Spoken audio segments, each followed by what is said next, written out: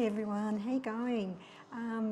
Welcome to my YouTube channel, and this particular video is going to be about getting those dark backgrounds. And I'm not going to go through everything because that would make it an awfully long video, but if you're really interested in it and you live local, like in the Perth area, you might like to do a workshop with me, so that's something else that I do. Okay, so what are the key elements of dark backgrounds? Well, coming from my perspective, I like to be creative. So that's the number one element, be creative, think outside the box. Use that light, use it fully, and that's something that comes with experience. But once you start to see the light, it's just amazing what you can do with your images. You want quality light. You want to look at the sun position in the sky. You want to look at different angles of shooting, etc. And then another key element is light techniques. Then you have another key element, backgrounds. And then you've got exposure compensation. And then, of course, you've got composition. So they're the elements that I've nailed it down and what I'm going to talk about. And I believe if you look at all these elements that you will be on your way to really getting some beautiful shots with dark backgrounds. And I will show some examples of some of the some of the images that I have got.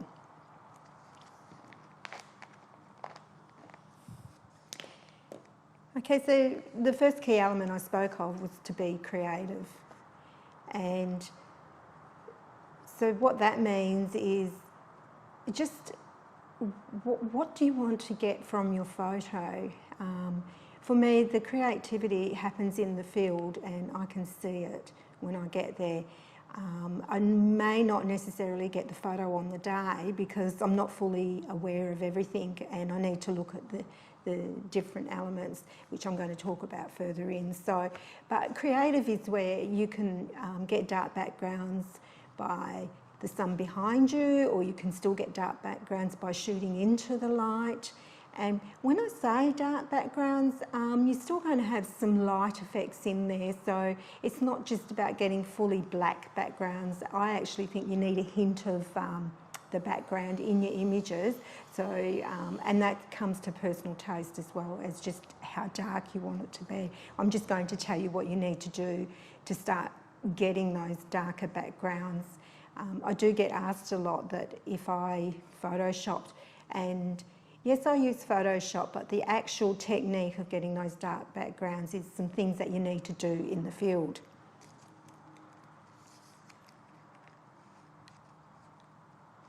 Okay, so the second one is use that light fully. Quality light. So important to get quality light. And, you know, like there's different ways. There's different things that affect the quality of the light. In the summer months, you have a smaller window of the quality light when the sun first comes up.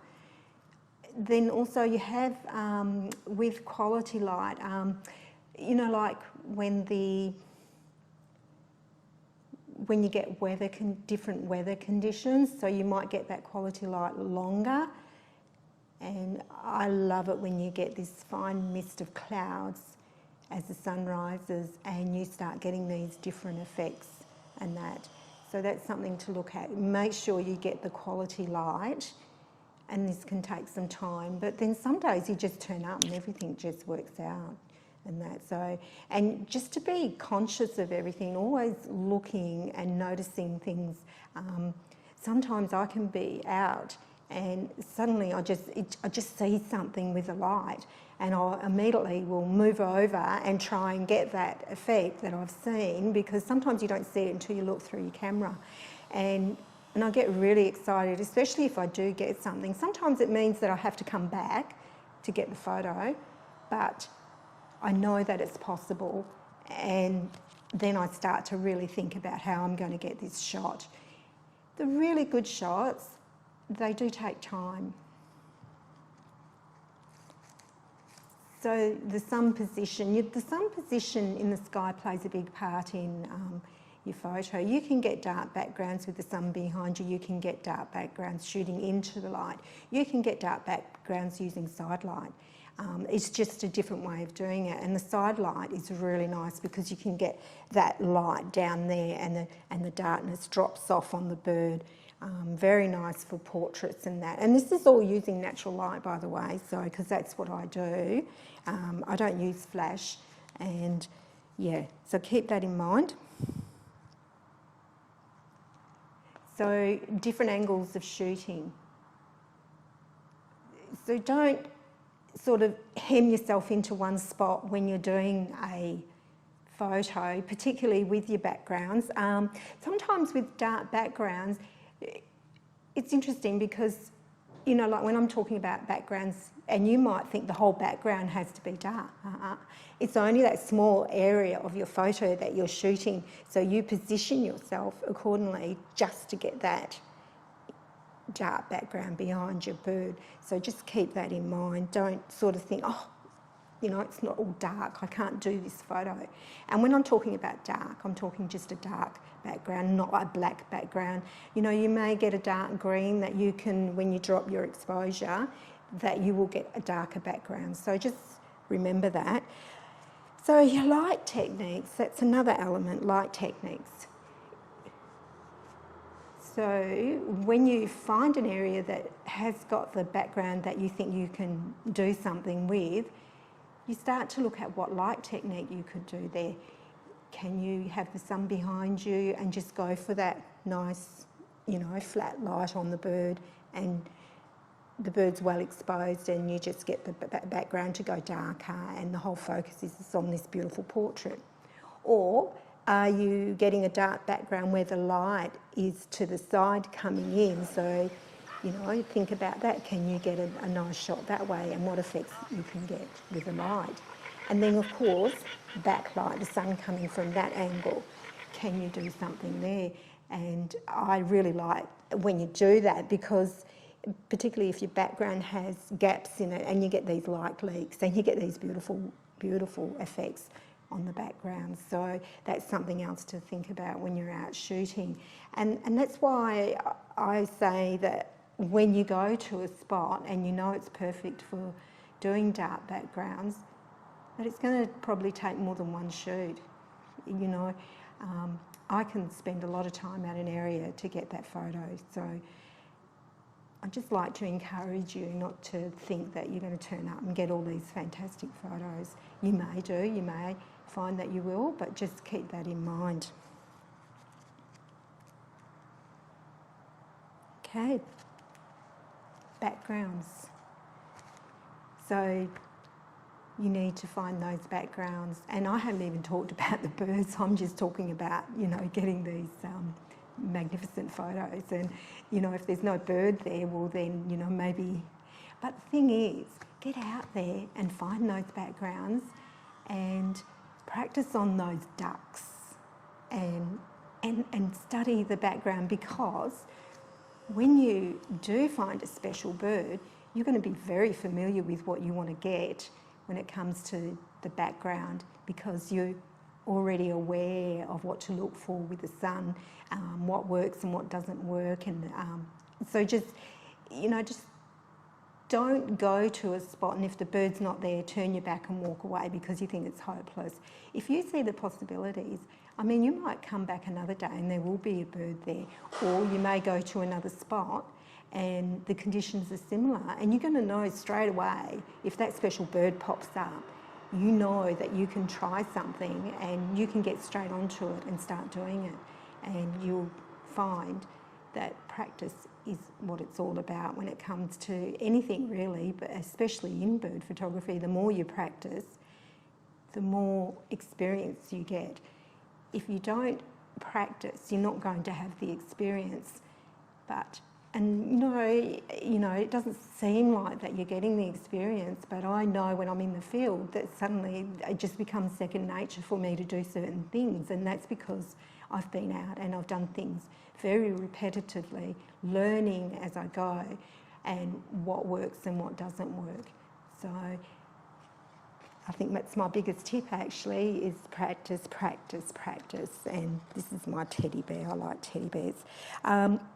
Okay, so exposure compensation, that's a big thing, because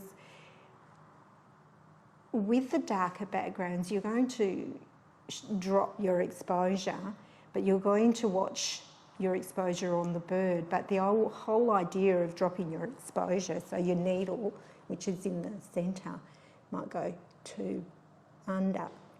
And then so when it's too under, the background's going to go darker.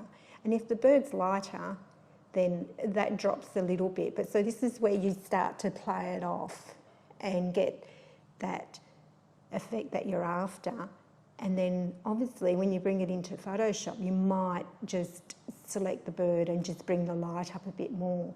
And that's so with the darker backgrounds, you really do need the sun on the horizon coming up. When it's in that first light, the darker backgrounds probably, for me, they don't work very well, I don't think but you just need that sunlight. You need some sort of light coming from the sun, and then start seeing what you can do, because with the darker backgrounds in first light, you're going to get a lot of noise in your images. But once the light comes into the picture from the sun, you'll find that that's not going to be such an issue. So keep that in mind.